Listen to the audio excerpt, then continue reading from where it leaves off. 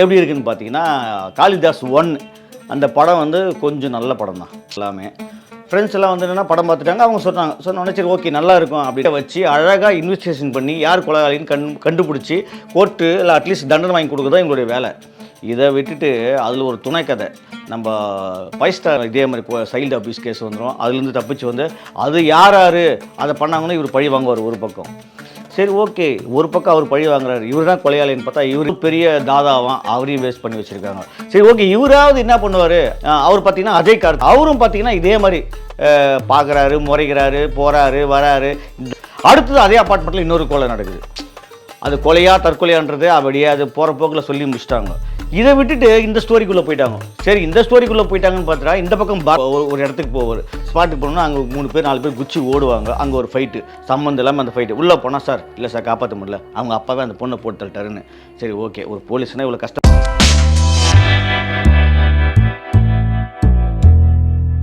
காளிதாஸ் 2 படத்தை பற்றி தான் பார்க்க போகிறோம். இப்போ தான் பார்த்துட்டு வந்தோம். இந்த படம் எப்படி பார்த்தன்றதுக்கு பெரிய ஸ்டோரியாக இருக்குது. காலையில் 9 மணி ஷோ ஏஜிஎஸ்ன்னு சொன்னோன்னே நாங்கள் காலையில் ஒரு 8:30க்கெல்லாம் வீட்டிலேருந்து கிளம்பி ஏஜிஎஸ்க்கு ஒரு 9 மணிக்கெலாம் ஷார்ப்பாக போயிட்டோம். 9 மணிக்கு போயிட்டு பார்க்கிங்கில் பைக் விட்டுட்டு சரி டிக்கெட் கவுண்டர் போய் டிக்கெட் வாங்கலான்னு பார்த்தா ஷோ கேன்சல்னாங்க. பக்குன்னு ஆகி போச்சு. சார் இன்றைக்கி தான் சார் படம் ரிலீஸ், அதுவும் பரத் படம் காளிதாஸ் 2 நல்லா ப்ரொமோஷன் பண்ணுறாங்களே, ஷோ கேன்சல் பண்ணுறீங்களா? இல்லை சார் ஆள் வரல, நாங்கள் என்ன பண்ணுறது அப்படின்னு ஏஜிஎஸ் தேட்டரில் சொல்லிட்டாங்க. சரி அடுத்த ஷோ எங்கடா இருக்குதுன்னு பார்த்தா 10:10க்கு காசி டாக்கீஸில் இருக்குது. சரி ஓகே, அங்கேருந்து எங்கள் டி நகர்லேருந்து இங்கே காசி டாக்கீஸ்க்கு வந்தோம். வந்து பார்த்திங்கன்னா அதில் ஒரு 10 டிக்கெட் தான் இருந்தது மேலே. காரணம் கேட்டிங்கன்னா எல்லாமே புக் பண்ணி வச்சுருந்தாங்க. சரி அந்த டீம் புக் பண்ணியிருப்பாங்க நமக்கு தெரியும். சரி ஓகே, நாமளும் போய்ட்டு ஒரு 2 டிக்கெட் வாங்கிட்டு ஃப்ரெண்டு ஒருத்தர் கூட வந்தார், நானும் அவரும் போய் படம் பார்த்தோம். படம் எப்படி இருக்குதுன்னு பார்த்தீங்கன்னா, காளிதாஸ் 1 அந்த படம் வந்து கொஞ்சம் நல்ல படம் தான், எனக்கு கொஞ்சம் பிடிக்கும். ஏன்னா அந்த க்ரைம் இன்வெஸ்டிகேஷன் போலீஸ் த்ரில்லர் படம்லாம் எனக்கு ரொம்ப பிடிக்கும். அந்த சந்தோஷத்தில் தான் இந்த படமும் காளிதாஸ் 2வும் சரி தேட்டரில் போய் பார்த்தா ரொம்ப நல்லா இருக்குமே அப்படின்னு நினச்சிருந்தேன். எல்லா படம்லாம் சில பேர் வந்து ஃபஸ்ட் ஹாஃப் நல்லா இருக்குது, செகண்ட் ஹாஃப் நல்லா இருக்குது, மாற்றி எனக்கு சொன்னாங்க ஃப்ரெண்டு எல்லாமே. ஃப்ரெண்ட்ஸ் எல்லாம் வந்து என்னென்னா படம் பார்த்துட்டாங்க. அவங்க சொன்னோடனே சரி ஓகே நல்லா இருக்கும் அப்படின்னு நினச்சி தான் நானும் போய் பார்த்தேன். பார்த்தா காளிதாஸ் 2 இயக்குனர் ஸ்ரீ செந்தில் ஃபஸ்ட்டு, அதான் இந்த 2னாவே கொஞ்சம் நம்ம தமிழ் சினிமாவுக்கு ஒரு சிக்கல் தான். ஏன்னா ஃபஸ்ட்டு சூப்பராக எடுத்துருவாங்க, செகண்டு தேர்ட் பார்ட்டு 4th பார்ட்லாம் எடுக்க மாட்டாங்க. ஃபஸ்ட்டு 1 எடுத்துருவாங்க ஒழுங்காக, அடுத்து 2வது எடுக்கிறதுக்குள்ளேயே அது குலநாசம் பண்ணிவிடுவாங்க. அதே மாதிரி இந்த காளிதாஸ் 2வும் குலநாசமாக இருந்தது. ஏங்க ஒரு பெரிய ஒரு 500-600 ஒரு வீடு இருக்கிற ஒரு அப்பார்ட்மெண்ட்டு, அந்த அப்பார்ட்மெண்ட்டில் குழந்தை காணாமல் போயிடுது. சரி அந்த குழந்தைய தேடுறப்ப திடீர்னு பார்த்தா அந்த குழந்தை இறந்து கிடக்குது. அப்போது ஒரு போலீஸ் வருதுன்னா அந்த போலீஸ் இன்வெஸ்டிகேஷன் எப்படி இருக்கணும்? ஒரு குழந்தை அப்பார்ட்மெண்ட்டில் காணோம், தேடுறாங்க. சரி ஓகே, தேடுறாங்க. திடீர்னு பார்த்தா அந்த குழந்தை செத்துருக்குன்றாங்க. சரி ஓகே, அந்த குழந்தை யார் கொலை பண்ணது? அந்த 500 குடும்பத்தில் 500க்கு மேலே இருக்குது அந்த குடும்பம். அந்த 500 குடும்பத்தில் யார் கொலை பண்ணாங்கன்றதை போலீஸு தன் மூளையை வச்சு அழகாக இன்வெஸ்டிகேஷன் பண்ணி யார் கொலையாளின்னு கண்டுபிடிச்சி கோர்ட்டு இல்லை அட்லீஸ்ட் தண்டனை வாங்கி கொடுக்குறது தான் எங்களுடைய வேலை. இதை விட்டுட்டு அதில் ஒரு துணை கதை நம்ம 5 ஸ்டார் செந்தில் தான் தயாரிப்பாளர். அவருடைய சன்னு தான் வந்து இதில் பரத்துக்கு அடுத்த ஹீரோவாக பண்ணியிருக்காரு. அவர் பார்த்திங்கன்னா அவருக்கு ஒரு ஸ்டோரி இருக்குது. அவர் எப்போ பார்த்தாலும் முறைச்சிட்டே இருக்கிறாரு, பார்த்துட்டே இருக்கார். அவர் என்ன பண்ணுறாரு நமக்கே தெரியல.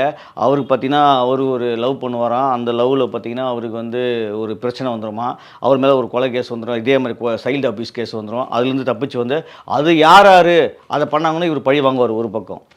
சரி ஓகே, ஒரு பக்கம் அவர் பழி வாங்குறாரு, இவர் தான் கொலையாளின்னு பார்த்தா இவர் இல்லை, இவர் நல்லவர் அப்படின்றாங்க. இதுக்கு பிரகாஷ்ராஜ் அவர் வராரு. ஐயோ அவர் பெரிய லாயராம், அவரும் வேஸ்ட் பண்ணி வச்சுருக்காங்க. பக்கத்தில் சப்போர்ட் பண்ணுற கிஷோர் வராரு, அவரும் பெரிய தாதாவான், அவரையும் வேஸ்ட் பண்ணி வச்சுருக்காங்க.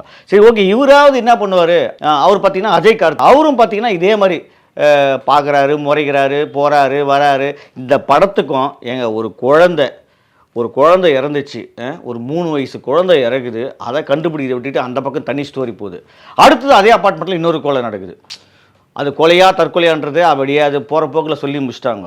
இதை விட்டுட்டு இந்த ஸ்டோரிக்குள்ளே போயிட்டாங்க. சரி, இந்த ஸ்டோரிக்குள்ளே போயிட்டாங்கன்னு பார்த்தா இந்த பக்கம் பரத், அப்புறம் வந்து பவானி ஸ்ரீ, இவங்க கொலையாடி சண்டை மாதிரி போலீஸ் சண்டை போட்டுக்கிறாங்க. நீ இதை கண்டுபிடிக்க மாட்டேன்ற, நான் அதை கண்டுபிடிக்க மாட்டேன்றேன், நான் இதை பண்ணுறேன், நான் அதை பண்ணுறேன். கமிஷனர் ஒரு பக்கம் ஒரு திட்டுறாரு.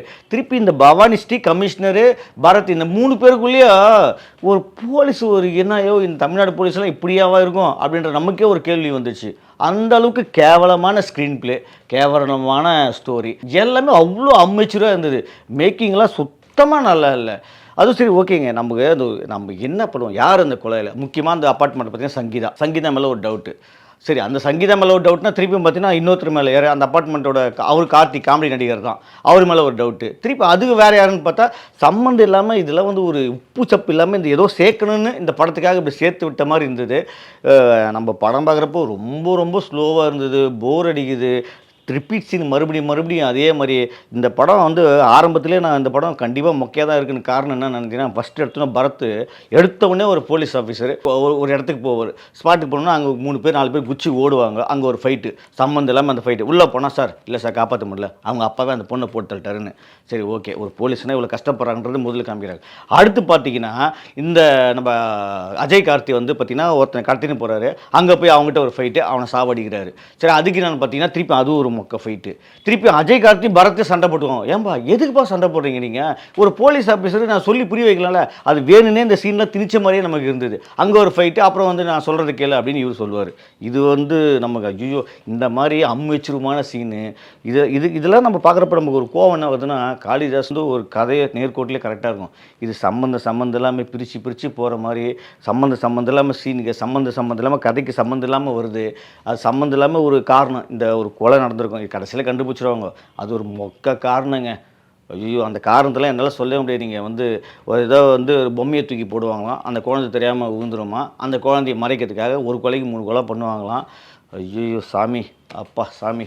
அதுவும் அந்த பொண்ணு சின்ன பொண்ணு, அது சாதாரணமாகவே ஒரு நாய் காமிக்கிறதுக்கே பயப்படுது.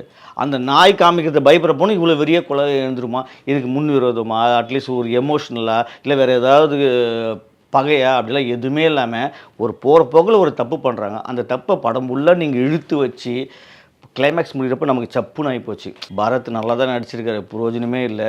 பவானி ஸ்ரீ வந்து சுத்தமாக அந்த டிசி கேரக்டர் ஒட்டவே இல்லை. அபர்நிதி, அதுக்கப்புறம் வந்து ஆனந்த் நாக், இவங்களாம் நடிச்சிருக்காங்க. அதெல்லாம் சம்மந்தம் இல்லாமல் பாதிலையெல்லாம் துண்டாக கட் ஆகிடுவாங்க. அந்த மாதிரி சங்கீதா சத்தியமாக வில்லி கேரக்டரில் நம்ம ஒத்துக்கவே முடியாது. அவங்க கடைசியில் அவங்க வில்லி இல்லைன்னு தெரியுது இருந்தால் கூட அந்த கேரக்டர்லாம் சுத்தமாக மனசில் ஓட்டலை. இந்த படத்தில் இன்னும் மரண கொடுமையான விஷயம் என்னன்னு பார்த்தீங்கன்னா, இந்த பின்னணி இசையும் மியூசிக் டைரக்டர் தான், இந்த சாம் சிஎஸ். உனக்கெல்லாம் வந்து ஒரு த்ரில்லர் படத்துக்கு, ஒரு போலீஸ் இன்வெஸ்டிகேஷன் படத்துக்கெல்லாம் எப்படி மியூசிக் பண்ணணும் கொஞ்சம் கூட இன்னும் நீங்கள் திருந்தலையா சாம் சிஎஸ்? போட்டு தாளித்து காது வலிக்கிற அளவுக்கு. நடந்து வந்தால் கழுத்துக்கு வச்சா ஒரு ஷார்ட்டு பில்டப்பு, நடந்து வந்தால் ஒரு பில்டப்பு, ஷூ காமிச்சா ஒரு பில்டப்பு. இந்த படத்துக்கு சம்மந்தம் இல்லாமல் மியூசிக்கு, சம்மந்தம் இல்லாமல் அவர் ஒருத்தர் பாவம் தியேட்டர் விட்டு நடந்து போகிற கரெக்ட்னு ஒரு மியூசிக்கு. இந்த மாதிரி படம் ஃபுல்லாக நம்மளை கடுப்பேற்றது இந்த மியூசிக் டைரக்டர் ஒருத்தர். இந்த படமே கடுப்புன்னா இந்த மியூசிக் டைரக்டர் நம்மளை கடுப்பேற்றிருந்தார். சுத்தமாக மியூசிக் இந்த படத்துக்கு சம்மந்தமே இல்லாமல் இருந்தது. தயவு செஞ்சு இந்த இதெல்லாம் பார்க்குறப்ப மலையாள அப்புறம் வந்து நான்லாம் பச்சை தமிழையன், இந்த மலையாள படத்தை பார்த்து கொஞ்சமாவது கற்றுக்குங்க. காளிதாஸ் 2 நம்மளை கொஞ்சம் கடுப்பேற்றி வெறுப்பேற்றி பார்த்துட்டு வந்தோம். கடைசியில் ஷோ கேன்சலு. இங்கே போய் பார்த்ததுக்கு பேசாமல் ஷோ கேன்சல் ஆச்சு, பேசாமல் வீட்டுக்கு வந்துருக்கலாடா சாமி. திருப்பியும் போய் நம்ம எவ்வளோ நஷ்டம்னா, அங்கே ஒரு 60 ரூபா நஷ்டம் பைக் பார்க்கிங்கு. இங்கே பார்த்தீங்கன்னா ஒரு 360 ரூபா வேஸ்ட்டு, மொத்தம் ஒரு 400 ரூபா காலி. இதுக்கு மேலே இந்த காளிதாஸ் 2 பார்க்குறதும் பார்க்காததும் உங்கள் விருப்பம். இந்த வீடியோ உங்களுக்கு பிடிச்சிருந்தா லைக் பண்ணுங்கள், கமெண்ட் பண்ணுங்கள், ஷேர் பண்ணுங்கள், சப்ஸ்கிரைப் பண்ணுங்கள்.